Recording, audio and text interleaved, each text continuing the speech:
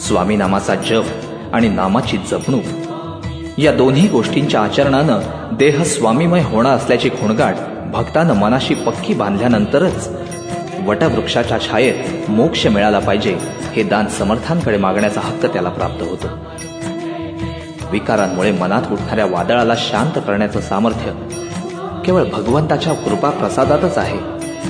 यावर विश्वास असणारा भक्त पाणावलेल्या नेत्रांनी म्हणू लागतो, स्वामी स्वामी जपता मनी मी, देह स्वामीमय व्हावा, वटवृक्षाच्या छायेतच मज ऐसा मोक्ष मिळावा.